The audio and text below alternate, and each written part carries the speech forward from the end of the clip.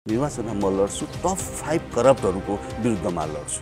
त्यो जहाँ पनि हुनसक्छ, त्यो काठमाडौँ नि हुनसक्छ, त्यो चितवन पनि हुनसक्छ, त्यो झापा पनि हुनसक्छ, त्यो डडेलधुरा पनि हुनसक्छ, त्यो काभ्रे प्लान्चोक पनि हुनसक्छ है। तर म देशको टप 5, मलाई त थाहा छ नि बाबा, नागरिकलाई त थाहा छ नि, त्यो टप 5 को विरुद्धमा लड्छु र हेर्छु नागरिक कति सचेत भएछन्।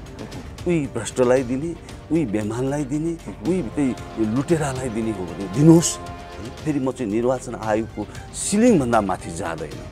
यहाँ त मनी मसलको कुरा आउँछ, हामी त्यो गर्दैनौँ। त्यो सिलिङभित्र रहेर जनताको मन र मस्तिष्क जितेर जनतालाई कन्भिन्स गरेर, जनता बेकुब छैनन्, अहिले नागरिक बेकुब छैनन्। यहाँले भन्नुभयो मोस्ट टप करप्टेड 5 जना व्यक्तिसँग चुनाव लड्छु। ती करप्टेडहरूसँग त अरबौं छ, खरबौं छ, जति पनि लगानी गर्न सक्छन्, जति पनि किन्न सक्छन्। रमेश करेलसँग केही छैन, निष्ठा मात्रै छ। प्रकाश सर, तपाईँ पुष्पकमल दाहालजीले त्यो इमोसन देख्नुभयो, आफूले चाहिँ किन त्यो करोडौँ खर्च गर्नुभयो, उहाँले किन यत्रो भ्रष्टाचार गर्नुभयो? आखिर अब यो उहाँको अनुसन्धान नभएको होला। कुनै दिन त त्यो अनुसन्धान गर्ने निकायमा एउटा बहादुर नेपाल आमाको सपुत त जाला नि।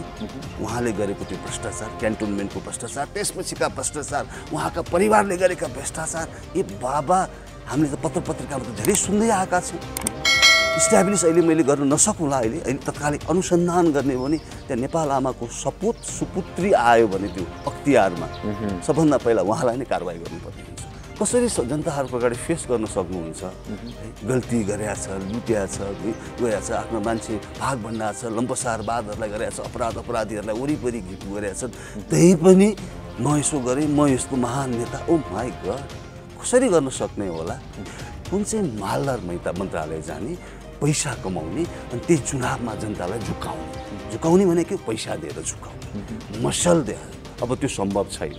तर अब यिनीहरूलाई विस्थापित, उहाँहरूलाई विस्थापित नगरिकन यो देशले समृद्ध हुनेवाला छैन। प्रहरीमै थिए है, उहाँले करोडौँ रुपियाँ त्यहाँ खर्च गर्नुभएको छ। यहाँलाई थाहा थियो? 100% मैले इस्ट्याब्लिस गर्नु नसकुँला। त्यहाँ उहाँले रातारात के गर्नु भएको छ भने मलाई सबै इन्फर्मेसन, प्रहरीको सबै इन्फर्मेसन मलाई थियो। म त्यो बेलामा, त्यो चुनावको बेलामा म कहाँ थिएँ, कुन कार्यक्षेत्रमा थिएँ। उहाँ मात्र होइन, फेरि उहाँ मात्र होइन, तपाईँले लिइहाल्नुभयो प्रधानमन्त्री भएका पुष्पकमल दाहालजीदेखि लिएर, शेरबहादुर देउवाजीदेखि लिएर, खड्गप्रसाद ओलीजीदेखि लिएर माधव नेपाल, उहाँहरू पैसामै विश्वास गर्थे।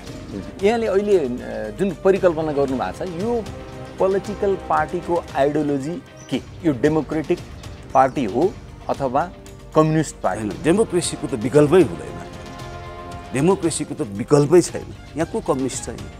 तपाईँले कम्युनिस्ट देख्नु भएको छ? कसैलाई देख्नु भएको छ भन्नुहोस् त प्रकाशजी?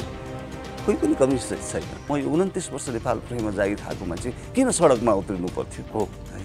यो त के हो त भन्दाखेरि यो दिगदार भएर अब सम्भव छैन। अब हेर्नुहोस् त, अहिले पनि राजनीतिको लागि दौडधुपको लागि भइरहेछ। यो ब्रिफकेसको चाहिँ कल्चर बढिसक्यो, अपराधीकरण, राजनीतिमा अपराधीकरण भइसक्यो। तपाईँलाई म भनौँ, अहिले यो राजनीतिकमा लागेका, मैले त व्यवसाय भन्ने गरेको छु, 95% क्रिमिनल छन्। किन क्रिमिनल छन्? अपराध गर्नु, करप्सन गर्नु क्रिमिनल होइन? अवश्य हो। हेर्नुहोस् त, करप्सनले के गर्छ? होल 3 करोड नेपाली देशकै इज्जत बर्बाद गरिदिएको छ। आफ्नो वर्मलाई बन्धक बनाउनु भएन। नेपाली जनताहरूले चाहिँ प्रताडित भइरहेको छन्, त्यो ठुलो हेरेर बस्नु भएन। म त उहाँहरूलाई नै भन्छु, अहिले पनि भन्छु, आउनुहोस्, तपाईँहरू आउनुहोस्, लिड गर्नुहोस्, युवाहरू आउनुहोस्, लिड गर्नुहोस्, म तपाईँहरूको पछि लाग्न तयार छु। यो बेमानी इभिल पोस्पर होइन, if a good people remain quite भन्नुभएको छ। उहाँहरूलाई त के भयो त? उहाँहरू त एकदम स्थापित भइसक्नु भयो। यसैमा स्थापितहरूको अपराध गर्न, तस्करी गर्न, बिचौलियाहरूको चाहिँ वरिपरिमा रमाउन उहाँहरू इस्ट्याब्लिस भयो। अब तपाईँहरू हेरेर बस्नुहुन्छ त? आउनुहोस् न त, प्लिज आउनुहोस्। अन्य राजनीतिक दल र यहाँले परिकल्पना गर्नुभएको दलको बिचमा नागरिकले 1, 2, 3, 4 अन्तर खोजे भने के पाउँछ? एउटै मात्र, हामी नैतिकतामा, राजनीतिकमा त्यो चाहिँ बेमानी हुन्छ नि, एउटा चाहिँ खुराफाती, षड्यन्त्र, लम्पसारवादमा हामी विश्वास गर्दैनौँ। नैतिकतामा हामी कुनै पनि कसर बाँकी राख्दैनौँ। नैतिकताबाट हामी टाढा हुँदैनौँ, ट्र्याकमा रहन्छौँ।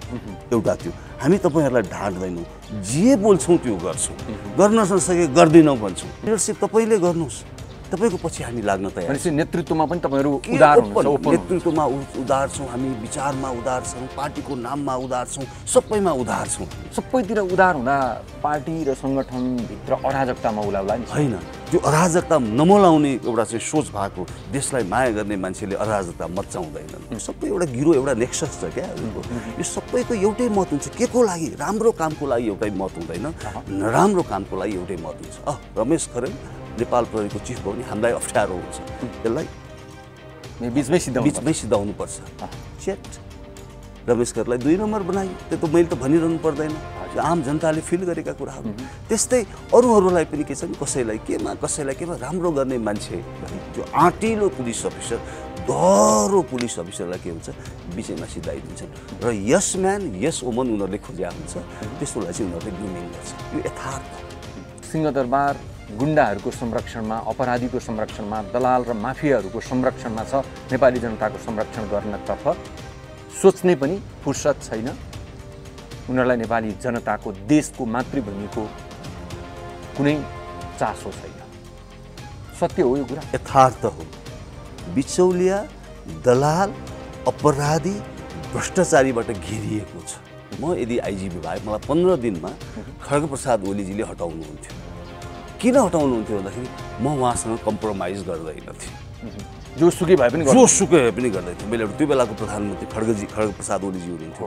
मेरो के हुन्थ्यो, म सबभन्दा पहिला उहाँलाई कन्भिन्स गर्थेँ, गृहमन्त्रीलाई कन्भिन्स गर्थेँ, ल है यसरी जानुपर्छ पुलिसिङ, कानुनले यो भनेको छ, योभन्दा हामी जाँदैनौँ है, हामी स्ट्रङली एग्रेसिभ पुलिसिङ हुन्छ, यो देशमा अपराधी तस्करलाई कानुनको दायरामा ल्याउनुपर्छ, भ्रष्टाचारको चाहिँ न्यूनीकरण गर्नुपर्छ भनेर म कन्भिन्स गर्थेँ। कन्भिन्स उहाँहरू हुनुहुँदैन थियो होइन, नभएपछि उहाँले मलाई 15 दिनमा हटाउनुहुन्थ्यो, कन्फ्रन्टेसन सुरु हुन्थ्यो। तर म लम्पसारवाद बनेर यो सङ्गठनलाई, नेपाल आमालाई बन्धक चाहिँ बनाउँदैन थिएँ। अहिलेसम्म गरेका भ्रष्टाचारका जुन गतिविधि छन्, जुन काम छन्, त्यसको छानबिन गरेर भ्रष्टहरूलाई जेल हाल्ने काम हुन्छ, सशक्त गरिन्छ, कोहीलाई आग्रहपूर्वक गरिँदैन। तर नेपाल आमाको रगत खान पाइन्छ? कदापि पाइँदैन।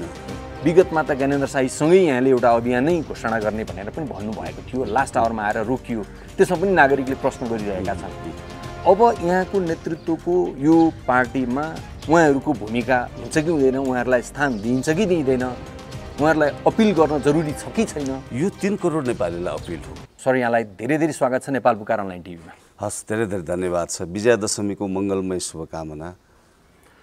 हिजो यहाँले दसैँकै बिचमा 5औं दिनको दिनमा रत्न पार्कबाट आम नागरिकलाई अपिल गर्नुभयो, अब भ्रष्ट दलाल माफियाहरूको नेतृत्वमा देश चल्दैन, सम्भव छैन, अब नयाँ मोर्चाबाट देश बनाउनु पर्यो, देश जोगाउनु पर्यो, त्यसको लागि 5 वर्षको समय हामीलाई दिनुस् र गोलबद्ध हुनुस् भनेर अपिल गर्नुभयो। नागरिकमा उत्साह छाएको छ।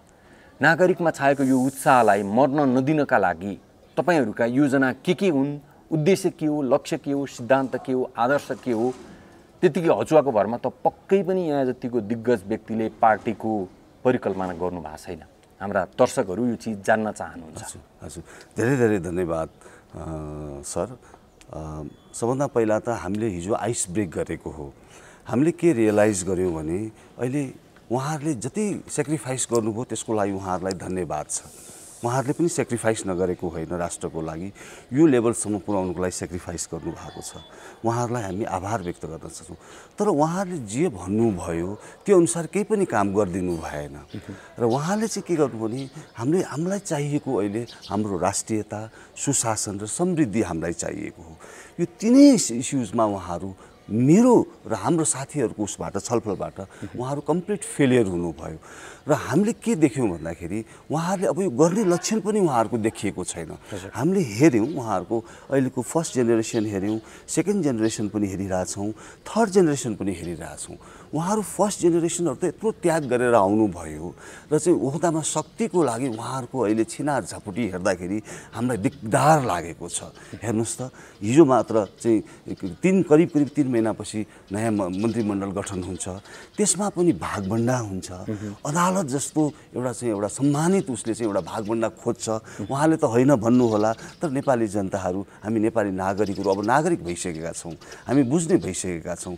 प्रधानमन्त्री सम्माननीय प्रधानमन्त्रीज्यूले पनि भन्नुभयो काङ्ग्रेस कोटा, तर देखिहाल्यो नि होइन भने। अब नढाँट्नुहोस्, यसरी ढाँटेर तपाईँहरूले केही समयको लागि मान्छेहरूलाई ढाँट्न सक्नुहोला, केही समयको लागि मान्छेहरूलाई आफ्नो साथमा लाग्न ल्याउन ढाँटेर सक्नुहोला, तर सधैँको लागि सक्नु हुँदैन है। त्यस कारणले त्यसको लागि अब हामी एकबद्ध हौँ भनेर राम्रा मान्छेहरूलाई, काङ्ग्रेसका पनि राम्रा मान्छेहरू छन्, कम्युनिस्टका पनि छन्, उतापछि समाजवादीका नि छन्, राप्रपाका नि छन्, सबैका राम्रा मान्छेहरू आउनुहोस् एकजुट हौँ। अब यो उहाँहरूबाट चाहिँ यो हुँदैन, फर्स्ट जेनेरेसनबाट नि हुँदैन, सेकेन्ड जेनेरेसनबाट पनि लक्षण देखिँदैन। थर्ड जेनेरेसन त कस्तो भने क्याम्पसमा तोडफोड गर्ने, त्यसपछि क्याम्पसमा आएको पैसालाई हिनामिना गरेर आफ्नो खल्तीमा राख्ने, अनि त्यो आदरणीय क्याम्पस चिफहरू सरहरूलाई चाहिँ एकदम व्यवहार पनि नराम्रो गर्ने, त्यो पर्सनालिटीबाट हामीले अब के एक्सपेक्ट गर्ने। त्यही भएर हामीले एउटा चाहिँ यो सबै प्रपोजल हो, यसमा चाहिँ हाम्रो यो सोच छ, तपाईहरुको कस्तो सोच छ आउनुस् भनेर अब हामी देश दौडा गर्छौं। हामीले हचुवाको भरा गरेका छैनौं। हामीले यसको लागि 2 वर्ष हामीले उ गर्यौं। हामीले सबै ठाउँमा धेरै ठाउँमा हामी 2 वर्षको एक्सरसाइज पछि मात्रै अनाउन्स गर्नुभयो। यो हामीले गरेको हो, यो आइस ब्रेक गरेको हो। 2 वर्ष पछिको हामीले स्टडी गर्यौं, सबैको ओपिनियन लियौं। अब के गर्दा हुन्छ, ए बाबा उहाँले राम्रो गरे अब हामी यसरी म 29 वर्ष नेपाल प्रेममा जागिर खाएको मान्छे किन सडकमा उत्रिनु पर्थ्यो हो है। यो त के हो त भन्दाखेरि यो दिगदार भएर अब सम्भव छैन। अब हेर्नुस् त अहिले पनि राजनीतिको लागि दौडधुपको लागि भइरहेछ। यो ब्रिफकेसको चाहिँ कल्चर बढिसक्यो। अपराधीकरण, राजनीतिमा अपराधीकरण भइसक्यो। तपाईलाई म भनौं अहिले यो राजनीतिमा लागेका मैले व्यवसाय भन्ने गरेको छु, 95% क्रिमिनल छन्। किन क्रिमिनल छन्? अपराध गर्नु, करप्सन गर्नु क्रिमिनल होइन। अवश्य हो। हेर्नुस् त करप्सनले के गर्छ, होल 3 करोड नेपाली देशकै इज्जत बर्बाद गरिदिएको छ। एउटा चोरले त के गर्छ, एउटा पकेट मारले के गर्छ, मलाई पकेट मार्यो भने म एउटा भिक्टिमाइज हुन्छु। तर उहाँले यो करप्सन कुशासनले गर्दाखेरि होल राष्ट्र नै भिक्टिमाइज भएको छ। यो त मैले हिजो पनि भनेको छु। हिजो पहिला हामीले 24,000 को ऋण बोकेका थियौं, अहिले 4 वर्षको दौडानमा 57,000 हामीले ऋण बोकिसक्यौं। रमेश सर, यहाँले 2 वर्षको एक्सरसाइज पछि आइस ब्रेक गर्यौं भनेर भन्नुभयो। हिजोको कार्यक्रम हेरिसकेपछि आम नागरिकहरूका केही प्रश्नहरू छन्, म त्यो प्रश्न जस्ताको तस्तै यहाँको साथमा राख्न चाहन्छु। नागरिकहरू भन्छन् 2 वर्षको एक्सरसाइज पछि रमेश खरेल रत्नपार्कमा आएर राजनीतिक दलको आह्वान गर्दै गर्दा उहाँको दायाँ बायाँ उभिने ती व्यक्तिहरू, ती अनुहारहरू मधेसका केही नागरिकहरू थिए। त्योभन्दा बाहेक पपुलर फेस, आश गरेका फेस कोही पनि थिएनन्। कसरी राजनीतिक दल बन्न सक्छ भनेर प्रश्न गर्दा असाध्यै राम्रो कुरा हो। अब तपाईहरु जसले प्रश्न सोध्नु भयो, तपाईहरु फेस भ्यालु राम्रो भएका मान्छेहरुले सोध्नु भएको होला।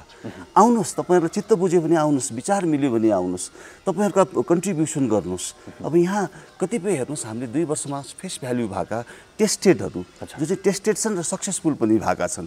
मेरो नजरमा पनि सक्सेसफुल हुनुहुन्छ, हजुरको नजरमा पनि सक्सेसफुल हुनुहुन्छ। उहाँहरुसँग हामी सबै ठाउँमा गयौं, घरमै गयौं र भन्यौं ल हामी एउटा नयाँ सिराबाट अगाडि बढौँ भन्दाखेरि उहाँहरूले के भन्नुहुन्थ्यो नि, मोरल सपोर्ट छ, हामी फिल्डमा आउन चाहदैनौँ, हामी यो रिटायर्ड लाइफ चाहिँ आनन्दले एउटा रिल्याक्समा बस्न चाहन्छौँ भन्ने धेरैको आयो कुरा।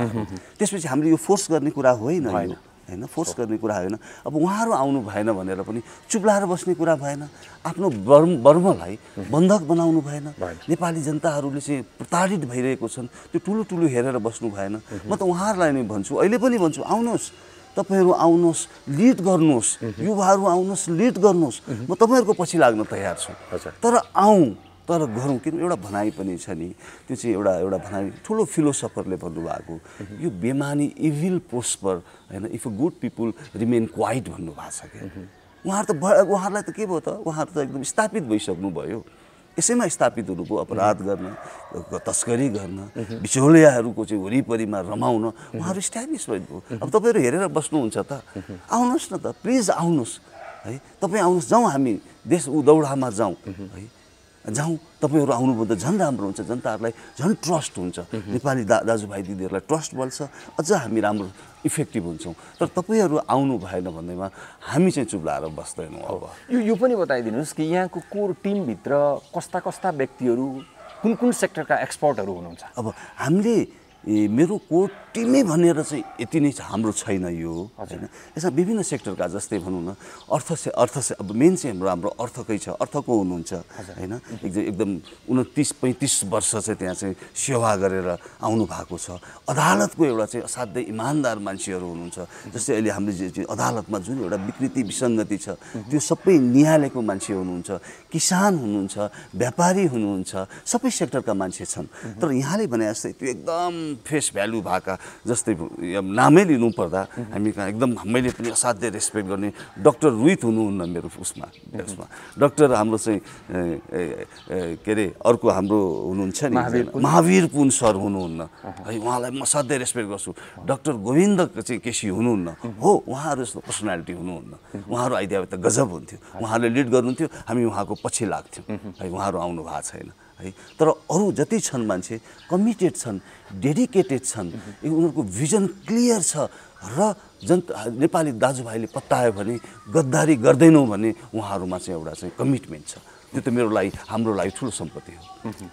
अन्य राजनीतिक दल र यहाँले परिकल्पना गर्नुभएको दलको बिचमा नागरिकले 1 2 3 4 अन्तर खोजे भने के पाउँछन्? एउटै मात्र, हामी नैतिकतामा राजनीतिकमा यो चाहिँ बेमानी हुन्छ नि, एउटा चाहिँ खुराफाती षड्यन्त्र लम्पसारवादमा हामी विश्वास गर्दैनौँ।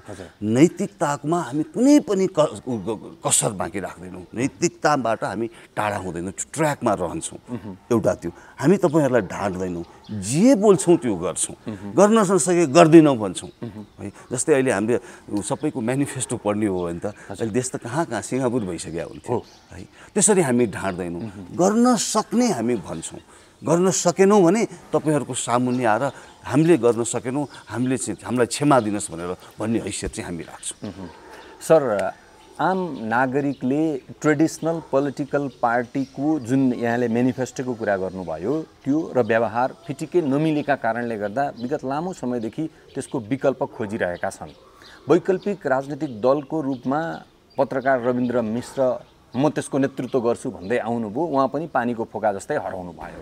अहिले यहाँले हामी गर्छौँ भनेर भन्नुभएको छ, यहाँहरू पनि त्यसै गरी हराउनु हुन्न, साँच्चै काम गरेरै देखाउनुहुन्छ अथवा यहाँहरूलाई भन्दै गर्दा आरोप लाग्न सक्छ यो पूर्व कर्मचारीहरूको क्लब हो पनि भन्न सक्छन्। त्यो आरोपहरूलाई चिर्दै केही गरेर देखाउनुको लागि सम्भव छ सर? सजिलो छ? गाह्रो छ, टफ छ। हेर्नुहोस्, यहाँ के छ भन्दाखेरि विभिन्न सबै पार्टीहरूका चाहिँ यहाँ कार्यकर्ताहरू तलब खाएर बसेका छन् है। गाह्रो छ र उहाँलाई नै हामीले कन्भिन्स, तपाईँ त तलब खानु भइरहेछ अहिले, विकासको बजेटमा अलिअलि हिस्सा तपाईँले लिनुभएको छ, तर यसले तपाईँको छोरा तपाईँको नातिलाई तपाईँले अन्याय गरिरहनु भएको छ भनेर उहाँहरूलाई पनि हामी भन्छौँ। यहाँ एउटा ग्रुप समूह छ जो चाहिँ चेन्ज खोजेका छन्, उहाँहरूलाई नै भन्छौँ तपाईँले हामीलाई टेस्ट गरिसक्नु भएको छ।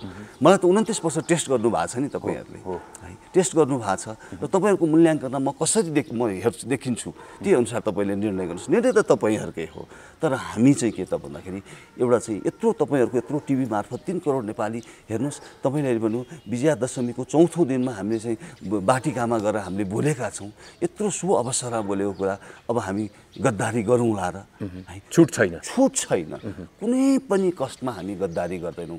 केही गर्न नसकिएला, जस्तै तपाईँले विभिन्न पार्टीका नयाँ शक्तिका कुराहरू गर्नुभयो, रविन्द्र मिश्रजीको कुरा गर्नुभयो र बाबुरामजीका कुराहरू पनि आछन्, उहाँले पनि खोज्नु भएको थियो है। उहाँहरूलाई पनि सबै नेपाली नागरिकहरूलाई त्यो गर्ने अधिकार छ है। तर केही कमी कमजोरी त होला होइन, कमी त्यो त रियलाइज गर्नुपर्छ नि। म त आजै भन्छु है, आजै भन्छु आउनुहोस् फेरि नयाँ सिराबाट छलफल गरौँ, राष्ट्रलाई अगाडि शिरमा राखेर छलफल गरौँ है। तपाईँहरू यदि साँच्चीकै राष्ट्र बनाउन खोज्नु भएको हो भने है, छोडिदिनुहोस् न लिडरसिप, मैले नै लिडरसिप लिनुपर्छ भन्ने छैन। आफूलाई इन्ट्रोस्पेक्ट पनि गर्नुपर्छ। मैले 4 वर्ष 3 वर्ष लिडरसिप गरेँ कि म त हेर्नुहोस्, मैले अब यो चुनावमा म लड्छु नै, मैले अनाउन्स पनि गरेको छु। 5 जना टप करप्टहरूमध्ये मेरो लागि यो देश मेरो सबै कन्स्टिट्युएन्सी मेरो हो। यो यहाँ त के छ भने अहिलेका लिडरहरूले के गर्छन्, आफ्नो कन्स्टिट्युसन हो मौका पाए भयभरको बजेट फ्यालिदिन्छन्, अर्को कन्स्टिट्युसनलाई के गर्छन्, वास्ता गर्दैनन् होइन। जस्तै जुम्लामा वास्ता गर्दैनन्, हाम्रो पूर्व प्रधानमन्त्रीज्यू के अरे ओलीजीले भयभरको बजेट झापामा पठाइदिनु भयो, अर्को पुष्पकमल दाहालजीले भयभरको आफ्नो चाहिँ सत्तामा हुँदाखेरि चितवन, त्यो हामी गर्दैनौँ। हामीले कहाँ आवश्यक छ त्यो अनुसार हाम्रो हुन्छ। हाम्रो लागि नेपाल सबै समान हो। नेपाली जनता कहाँ आवश्यक छ, निड कहाँ आवश्यक छ, के को आवश्यक छ, त्यो अनुसार गर्छौँ। र फेरि म रिपिट गर्छु, हामी ढाँट्दैनौँ, गर्न सक्ने कुरा गर्न सक्छौँ भन्छौँ। यो त मेरो कल्चरमा, यो मेरो ब्लडमा इन्डोक्ट्रिनेट भइसकेको छ। जे छ त्यही गर्न सक्ने, गर्न सक्ने र भन्छौँ पनि अरू मान्छे साथीहरूलाई पनि, जो हामी कहाँ लाग्न चाहनुहुन्छ उहाँहरूलाई नि भन्छौँ है, तपाईँ पहिला ठिक हुनुहोस् है। यो यदि हाम्रो प्रपोज सुशासन पार्टीमा तपाईँ आउने हो भने तपाईँ पहिला ठिक हुनुहोस्, अनि त्यसपछि मात्र तपाईँले एक्जाम्पलरी सो गर्नुहोस् अनि आउनुहोस्, नत्र तपाईँ आउनु पर्दैन है। हामी कहाँ यो पार्टीमा यदि छौँ, त्यसमा यदि तपाईँको कुनै एउटा चाहिँ सोच छ, यसमा पार्टीमा जाउँला, ऊ हुँला, त्यसपछि लुटुला, अहिले जुन एउटा लुटतन्त्र भइरहेको छ नि, त्यो व्यवसाय गर्ने छ भने नआउनुहोस्, अहिले भनिदिन्छु तपाईँको टिभी मार्फत। तर देशको माया छ भने आउनुहोस्, देशको माया छ भने एउटा टेस्टेड मान्छेहरू को हुनुहुन्छ आउनुहोस्, लिडरसिप तपाईँले गर्नुहोस्, तपाईँको पछि हामी लाग्न तयार छौँ। नेतृत्वमा पनि तपाईँहरू उदार हुनुहुन्छ, नेतृत्वमा उदार छौँ हामी, विचारमा उदार छौँ, पार्टीको नाममा उदार छौँ, सबैमा उदार छौँ हामी। सबैतिर उदार हुँदा पार्टी र सङ्गठनभित्र अराजकतामा उलाउला नि होइन, त्यो अराजकता नमलाउने एउटा चाहिँ सोच भएको, देशलाई माया गर्ने मान्छेले अराजकता मचाउँदैनन्। जसले स्वार्थ हुन्छ, निहित स्वार्थ हुन्छ, तिनले मात्र अराजकता मचाउने हो। देशको माया गर्नेले यो चाहिँ ठिक छ है भनेर उनीहरूले सबै त्यसमा एकबद्ध हुन्छन्, त्यसमा मलाई विश्वास छ। जसलाई आफ्नो स्वार्थ हुन्छ, कुर्सीको मोह हुन्छ, परिवारको मोह हुन्छ, सिद्धान्तभन्दा सत्तामा चाहिँ मोह हुन्छ, नीतिभन्दा रणनीतिमा विश्वास गर्छन्, त्यस्ता मान्छेहरूलाई चाहिँ हामी स्वागत पनि गर्दैनौँ। यहाँले निर्वाचनमा हामी फेस गर्छौँ भनेर भन्नुभयो, म आफू निर्वाचनमा उठ्ने मनस्थितिमा छु भन्नुभयो। निर्वाचन यदि भयो भने अबको 14-15 महिनामा निर्वाचन हुँदैछ यो मुलुकमा। निर्वाचनमा जानको लागि धरातल बलियो चाहिन्छ। यहाँ त धरातल बनाउने क्रममा हुनुहुन्छ। एकदम निर्वाचन त फलामको चिउरा समान देख्दा देख्दै पनि जाने आँट गर्दै हुनुहुन्छ, हिम्मत गर्दै हुनुहुन्छ। यो एकदमै प्रशंसायोग्य यहाँहरूको निर्णय र अबको यो 15 महिनाको समय कसरी उपयोग गरेर निर्वाचनबाट राजनीतिक दलको अस्तित्व बचाउनको लागि त निर्वाचन नै हो अन्तिम अस्त्र। बिल्कुल त्यो तयारी के छ? एकदम हामी अब दशैं सिद्धिने बित्तिकै जान्छौँ, ठाउँ ठाउँमा जान्छौँ, आउनुहोस् जोडिनुहोस्, हाम्रो यो छ भनेर सबैको ओपिनियन सिक गर्छौँ है। निर्वाचनको अगाडि मैले पनि भनेको छु, निर्वाचनमा म लड्छु, टप 5 करप्टहरूको विरुद्धमा लड्छु। त्यो जहाँ पनि हुनसक्छ, त्यो काठमाडौँ नि हुनसक्छ, त्यो चितवन पनि हुनसक्छ, त्यो झापा पनि हुनसक्छ, त्यो डडेलधुरा पनि हुनसक्छ, त्यो काभ्रे पलाञ्चोक पनि हुनसक्छ है। तर म देशको टप 5, मलाई त थाहा छ नि बाबा, नागरिकलाई त थाहा छ नि है, त्यो टप 5 को विरुद्धमा लड्छु र हेर्छु नागरिक कति सचेत भएछन्। उही भ्रष्टलाई दिने, उही बेमानलाई दिने, उही त्यही लुटेरालाई दिने हो भने दिनुहोस् है। फेरि म चाहिँ निर्वाचन आयोगको सिलिङभन्दा माथि जाँदैन है। यहाँ त मनी मसलको कुरा आउँछ, हामी त्यो गर्दैनौँ है। त्यो सिलिङभित्र रहेर जनताको मन र मस्तिष्क जितेर जनतालाई कन्भिन्स गरेर गर्छौँ। जनता बेकुफ छैनन्, अहिले नागरिक बेकुफ छैनन् है, उनीहरूले बुझेका छन्। र हाम्रो एउटा लक्ष्य अहिले पनि के हो भने तपाईहरू आफ्नो विवेकलाई बन्धक नबनाउनुहोस् है। अवश्य, एकदमै भन्दै यो हामी अब चाहिँ जान्छौँ नि, देश दौडामा जान्छौँ, हामी त्यो भन्छौँ तपाईँ भोट दिनुहोस्, जुनसुकै पार्टीलाई दिनुहोस्, तर राम्रो मान्छेलाई दिनुहोस्, भ्रष्टाचारलाई दिनुहोस्। जस्तै मैले खोलेँ भने मेरो पार्टीको नराम्रो क्यान्डिडेट छ भने नदिनुहोस्, म मञ्चैबाट भन्छु। त्यो मेरो हैसियत छ, हाम्रो हैसियत छ, मञ्चैबाट भन्छु। यदि तपाईँलाई लाग्छ हाम्रो पार्टीको क्यान्डिडेट कमजोर छ, यसले भोलि धोका दिन्छ भनेपछि त्यसलाई पनि भोट नदिनुहोस् भनेर त्यो हैसियत म राख्छु।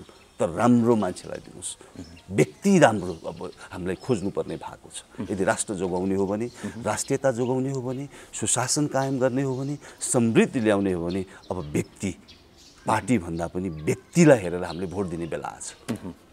म निर्वाचनमा जानुभन्दा अगाडि, निर्वाचनको प्रसङ्ग बाँकी छ यहाँसँग, त्योभन्दा अगाडि यहाँसँग जिज्ञासा राख्न चाहन्छु।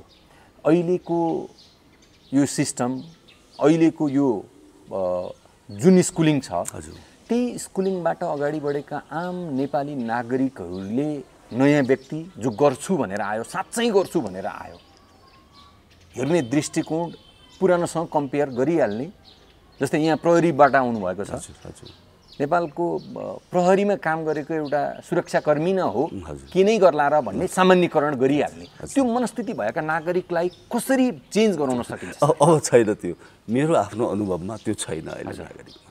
नागरिक धेरै सचेत भइसके उसले एक्सप्रेस नगर्ला एक्सप्रेस नगर्ला तर उसले भोट चाहिँ एउटा चाहिँ भोटिङ गर्ने बेलामा त उसले आफ्नो भ्रमलाई अब बेच्दैन यो चाहिँ निश्चित हो त्यो कन्फिडेन्ट छ त्यो कन्फिडेन्ट भरै म आएको हो त्यो कन्फिडेन्ट भएर आएको हो कुनै कुनै ठाउँमा इम्प्रेसन त्यो गर्न सक्ला उनीहरूको मसल उनीहरूको मनीले गर्न सक्ला कुनै कुनै ठाउँमा तर सबै ठाउँमा अब गर्न सक्दैन है त्यो कन्फिडेन्टले नै म यसमा आएको यहाँले अहिले जुन परिकल्पना गर्नुभएको छ यो पोलिटिकल पार्टीको आइडियोलोजी के यो डेमोक्रेटिक पार्टी हो अथवा कम्युनिस्ट पार्टी होइन डेमोक्रेसीको त विकल्पै हुँदैन अहिले डेमोक्रेसीको त विकल्पै छैन यहाँ को कम्युनिस्ट छ यहाँ तपाईँले कम्युनिस्ट देख्नु भएको छ कसैलाई देख्नु भएको छ भन्नुहोस् त प्रकाशजी कोही पनि कम्युनिस्ट छैन कम्युनिस्टको नाममा चाहिँ छन् चित्रबहादुर केसी जस्तोलाई म रेस्पेक्ट गर्छु त्यो पर्सनालिटीलाई म रेस्पेक्ट उहाँको यहाँको नजरमा चित्रबहादुर केसी उहाँ कम्युनिस्टको आदर्श व्यक्ति आदर्श हुनुहुन्छ कृष्णप्रसाद भट्टराईजीलाई म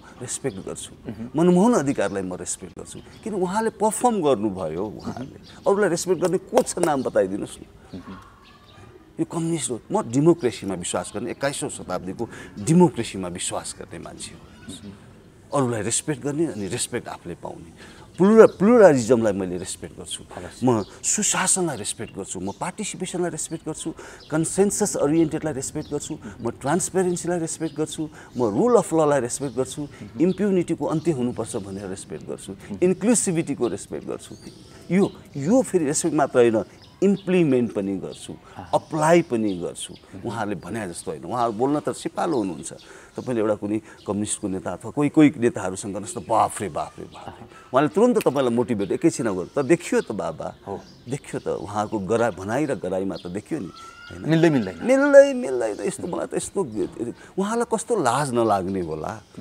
कसरी जनताहरूको अगाडि फेस गर्न सक्नुहुन्छ है गल्ती गरेछ लुट्या छ गएछ आफ्नो मान्छे भाग भण्डा छ लम्पसारवादहरूलाई गरेछ अपराधीहरूलाई वरिपरि गरेछन् त्यही पनि म यसो गरेँ म यस्तो महान नेता ओ माई गड कसरी गर्न सक्ने होला अहिलेकै सम्माननीय प्रधानमन्त्रीज्यूले यत्रो ढाँट्नु मेरै कोटाबाट भन्नु देखियो अहिले कतै ढाँट्ने हो उहाँले त एउटा चाहिँ एउटा एटलिस्ट एउटा नैतिकता त देखाउनु भयो हमालजीले राजीनामा दिनुभयो उहाँ त आउनै हुँदैन थियो उहाँ मात्र होइन अझ त्यस्तो कन्ट्रोभर्सियल एउटा भागभण्डामा आएकोमा अरूले पनि शपथ गर्नु हुँदैन थियो क्याबिनेटका खोइ त्यो नैतिकता ए बाफ्रे यो अहिले त दौडधुप के भएको छ भने चुनाव आउँदैछ हेरिराख्नु होला अहिले सबैको यत्रो 3 महिना लाग्नुको कारण पनि के हो भन्दाखेरि कुन चाहिँ मालदार मन्त्रालय जाने पैसा कमाउने अनि त्यही चुनावमा जनतालाई झुकाउने भने के पैसा दिएर झुकाउने मसल दिएर अब त्यो सम्भव छैन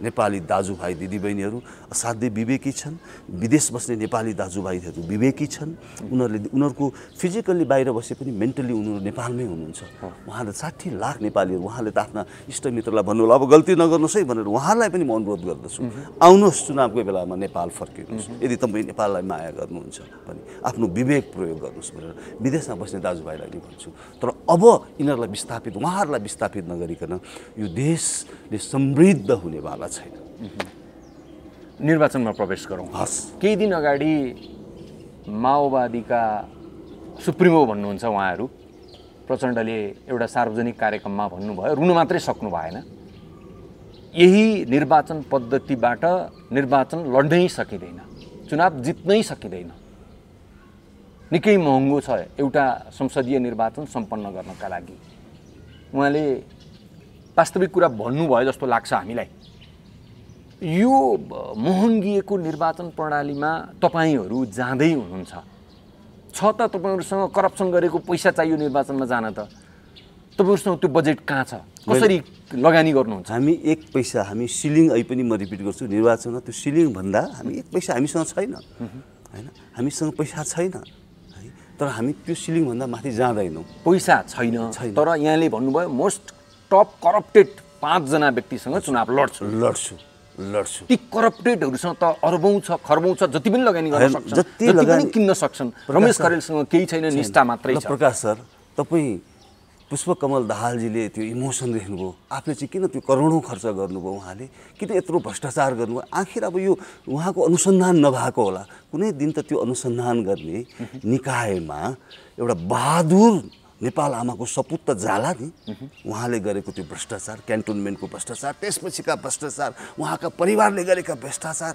बाबा हामीले त पत्र पत्रिकामा त धेरै सुन्दै आएका छौँ इस्ट्याब्लिस अहिले मैले गर्न नसकुँला अहिले तत्कालै अनुसन्धान गर्ने हो भने त्यहाँ नेपाल आमाको सपुत सुपुत्री आयो भने त्यो अख्तियारमा सबभन्दा पहिला उहाँलाई नै कारवाही गर्नुपर्ने हुन्छ भ्रष्टाचारको त्यो अब आउँछ समय आउँदैछ त्यो उहाँले गर्नु बेकार हो उहाँको चुनावमा म प्रहरीमै थिएँ है उहाँले करोडौँ रुपियाँ त्यहाँ खर्च गर्नुभएको छ यहाँलाई थाहा थियो 100% मैले इस्ट्याब्लिस गर्नु नसकुँला त्यहाँ उहाँले रातारात के गर्नु भएको छ भने मलाई सबै इन्फर्मेसन प्रहरीको सबै इन्फर्मेसन मलाई थियो म त्यो बेलामा त्यो चुनावको बेलामा म कहाँ थिएँ कुन कार्यक्षेत्रमा थिएँ उहाँ मात्र होइन फेरि उहाँ मात्र होइन तपाईँले लिइहाल्नुभयो प्रधानमन्त्री भएका पुष्पकमल दाहालजीदेखि लिएर शेरबहादुर देउवाजीदेखि लिएर खड्गप्रसाद ओलीजीदेखि लिएर माधव नेपाल उहाँहरू पैसामै विश्वास गर्ने हो उहाँले त्यो सिलिङभन्दा माथि जानुहुन्छ किनभने संवैधानिक निकायमा पनि के छ भने असंवैधानिक तरिकाबाट मान्छे आएका छन् यस म्यान यस वुमन आएका छन्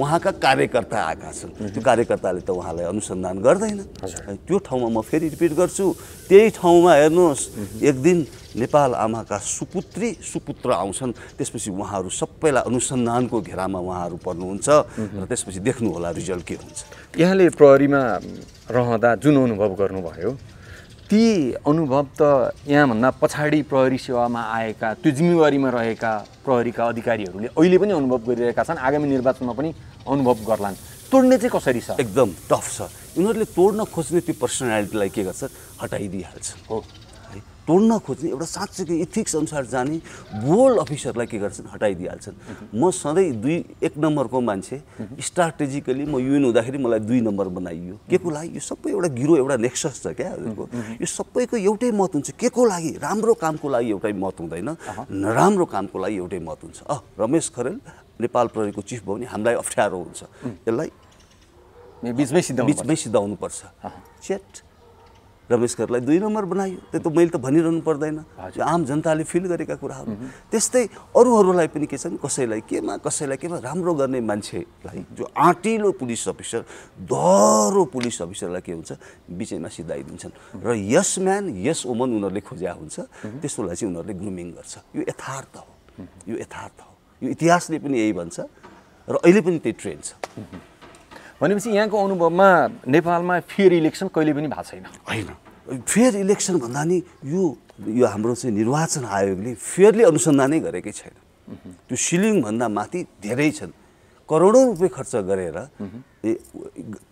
गाउँपालिकाको चुनावमा करोडौँ खर्च गर्नेछन् नगरपालिकामा त्यो सिलिङभन्दा माथि गर्ने प्रशस्त छन् र उसमा चाहिँ के त भन्दाखेरि यो चाहिँ हाम्रो संसदीय उसमा त हुनै भइहाल्यो छन् सबै मेजोरिटी तपाईँले सोध्नुहोस् है कुनै एउटा राम्रो इथिकल नेतालाई सोध्नु होला जुनसुकै पार्टीका हो नि 5% बाँकी छन् इथिकल तिनीहरूलाई सोध्नु होला तपाईँको इन्फर्मल्ली सोध्नु होला है उहाँले एक्सपोज गर्नु उहाँहरू चाहनु हुँदैन म त भन्छु गर्नुहोस् तपाईँ यदि इथिकल हुनुहुन्छ भने तपाईँले गर्नुपर्छ तपाईँले कति खर्च गर्नुभयो गर्नुपर्छ आम जनतालाई जानकारी गराउनुपर्छ हामी हेर्नुहोस् म फेरि रिपिट गर्छु नेपालका दाजुभाइ दिदीबहिनीहरू अब बेमान छैनन् पैसामा बिक्री हुँदैनन् आश्वासना बिक्री हुँदैनन् उनीहरूले के कस्तो बुझिसकेका छन् र त्यो आफ्नो ब्रह्म आफ्नो विवेक प्रयोग गर्छन् यो चाहिँ निश्चित हो म ढुक्क छु म खर्च गर्न सक्दिनँ मेरा साथीहरूले पनि खर्च गर्न सक्दैन र गर्न पनि दिन्न त्यो सिलिङभन्दा 1 पैसा गर्ने पनि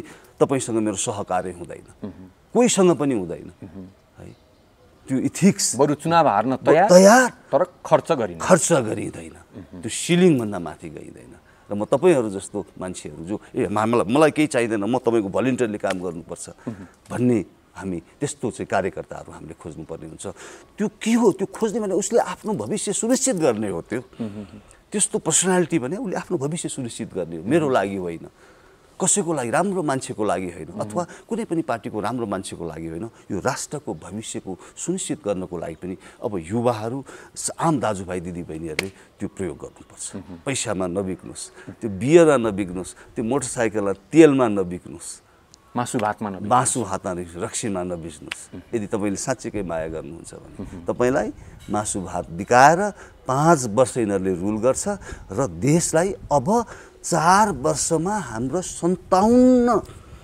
24,000बाट 57,000 ऋण बोकाएका छन् है। त्यसपछि फेरि अर्को 4 वर्षमा 57बाट अब उनीहरूले 1 लाख ऋण बोकाउँछन्। यो लेखेर राख्नु होला। हिजो यहाँले भन्नुभयो सिंहदरबार गुण्डाहरूको संरक्षणमा, अपराधीको संरक्षणमा, दलाल र माफियाहरूको संरक्षणमा छ, नेपाली जनताको संरक्षण गर्नतर्फ सोच्ने पनि फुर्सद छैन। उनीहरूलाई नेपाली जनताको, देशको, मातृभूमिको कुनै चासो छैन। सत्य हो यो कुरा? यथार्थ हो। बिचौलिया, दलाल, अपराधी, भ्रष्टाचारीबाट घेरिएको छ। खोइ त हाम्रो अभिभावक खोइ, यत्रो कोरोना महामारीमा खोइ अभिभावक। हेर्नुहोस् त, कोरोना महामारीको बेलामा यदि विवेक प्रयोग गरिदिएको भए है, त्यसमा एकजुट भएर अगाडि बढ्दियो यस्तो 11,000 नेपाली दाजुभाइहरूको चाहिँ मृत्यु हुन्थ्यो? हुँदैन थियो। खोइ त्यो बेलामा अभिभावक, अरू राष्ट्रका चाहिँ हामीले हेरेका छौँ नि, त्यो प्रधानमन्त्रीले कसरी लिड गरेको हुन्छ। हेर्नुहोस् हाम्रो देशमा त के हो भने कोरोनाको महामारीमा सुपर स्प्रेडरै के भयो, यी राजनीतिक पार्टीहरू भए। पार्लियामेन्ट भयो, त्यसपछि कम्पिटिसन भयो, सोझा साझा जनताहरूलाई 2013 बसमा ल्याएर यहाँ आफ्नो शक्ति प्रदर्शन गर्न कम्पिटिसन भयो। र उहाँहरूकै कारणले के भयो, सुपर स्प्रेडर भयो, सन बढ्यो। उताबाट चाहिँ इन्डिया मित्र राष्ट्र भारतबाट आएका मान्छेहरूलाई कुनै किसिमको राम्रो म्यानेज हुन सकेन। न आइसोलेसनको व्यवस्था भयो, न क्वारेन्टाइनको व्यवस्था भयो। यस्तो बेलामा पनि ओम्नी काण्डहरू जस्तो भयो। हेर्नुहोस् त, ओम्नी काण्ड, स्वास्थ्यमा यति ठुलो करप्सन छ, यति ठुलो करप्सन छ, शिक्षामा यति ठुलो करप्सन छ, तपाईँले you can not imagine it. खोइ अनि कसरी उहाँहरू अभिभावक चाहियो। न्युजिल्यान्डको प्राइम मिनिस्टर हेर्नुहोस् त, Jacinda, we are a team of 5 million भन्छन् उनले। हेर्नुहोस् त, उतापट्टि बेलायतको प्राइम मिनिस्टर हेर्नुहोस् त, प्रत्येक दिनले यस्तो स्ट्याटस यो भनेर चाहिँ उहाँले बोल्नुहुन्छ। सिङ्गापुरको हेर्नुहोस् त। हाम्रा त के भयो, आफ्नो गुट उपगुट यताउता कन्फ्रन्टेसन। अनि कसरी यो दलाल माफियाहरूको संरक्षण अहिले मात्रै भएको पक्कै होइन।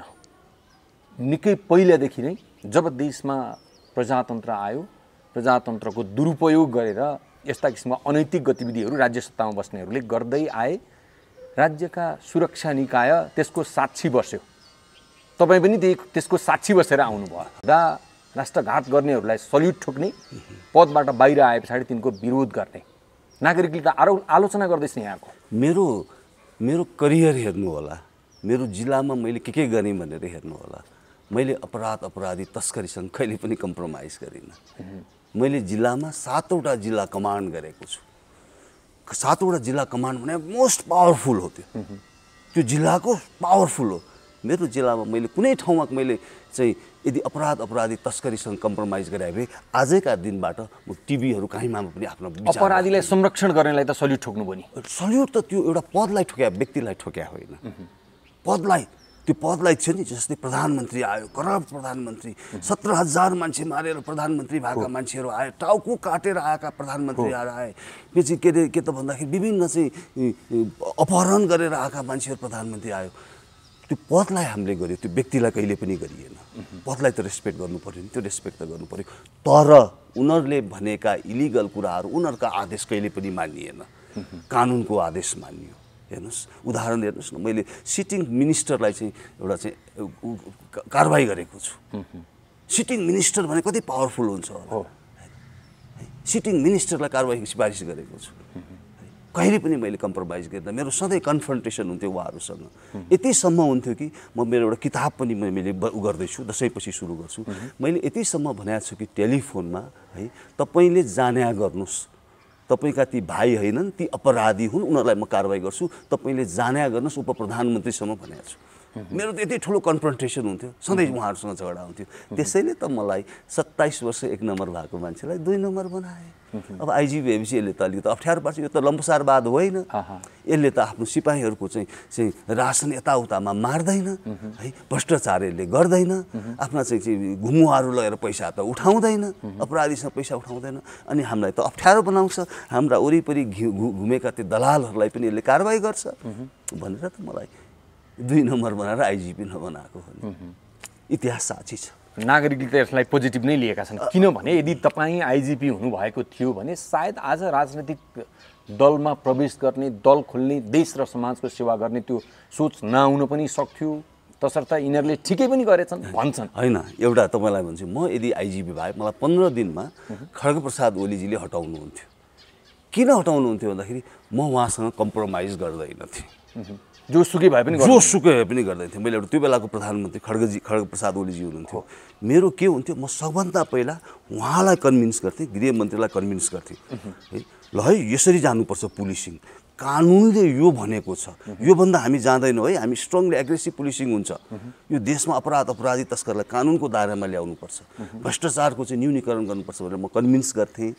कन्भिन्स उहाँहरू हुनुहुँदैन थियो होइन, नभएपछि उहाँले मलाई 15 दिनमा हटाउनुहुन्थ्यो, कन्फ्रन्टेसन सुरु हुन्थ्यो। तर म लम्पसारवाद बनेर यो सङ्गठनलाई, नेपाल आमालाई बन्धक चाहिँ बनाउँदैन थिएँ।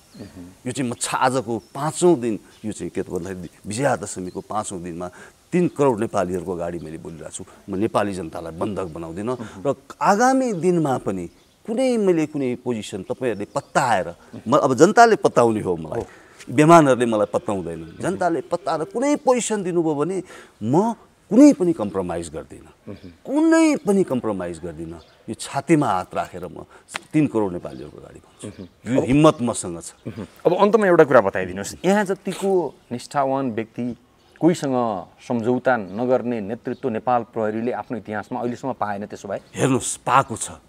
स्वर्गीय खड्गजित बराल हुनुहुन्थ्यो, त्यो बेलामा म नेपाल प्रहरीमा थिइनँ। हेर्नुहोस् है, नेपाल प्रहरीमा जोइन गरेको थिइनँ, उहाँले बित्नुभयो। उहाँ एउटा चाहिँ चिफको हैसियतले उहाँ पाइएको थियो।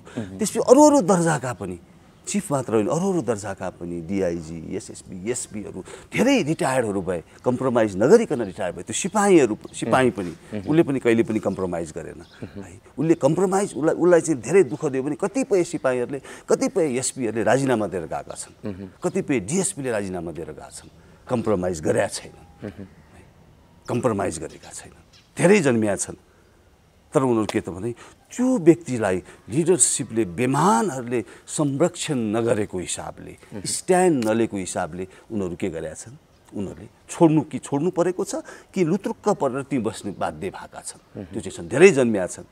तपाईँलाई एउटा उदाहरण, 38 क्विन्टल सुनको केसमा हेर्नुहोस् त, त्यो निर्दोष एउटा इन्भेस्टिगेटिङ टिमको, उसको नामै के दिवस लोहनी जस्तो एउटा बहादुर पुलिसलाई 7 महिना जेलमा राखे। यसको कम्पेन्सेसन तिर्नु पर्दैन यिनीहरूले?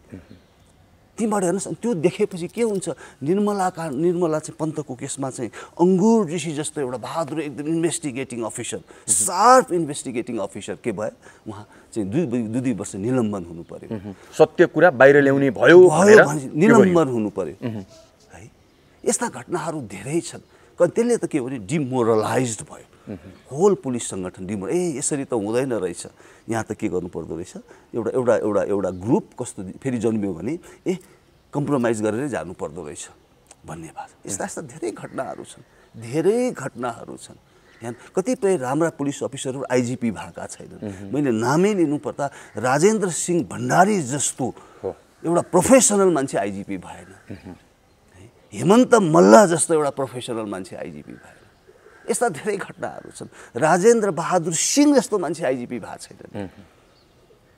यस्ता धेरै घटनाहरू छन् है। कोही आइजिपीहरू के भन्छ, षड्यन्त्र, यस्तै बेमानहरू षड्यन्त्रकारीले आइजिपीबाट बर्खास्त भएका पनि छन्। भनेपछि नेपाल प्रहरीमा राम्रा होइन, हाम्रा मान्छे, नट ओन्ली नेपाल प्रहरी, तपाईँले नेपाल प्रहरीबाट धेरैले नेपाल प्रहरीकै बारेमा सोध्नुहुन्छ।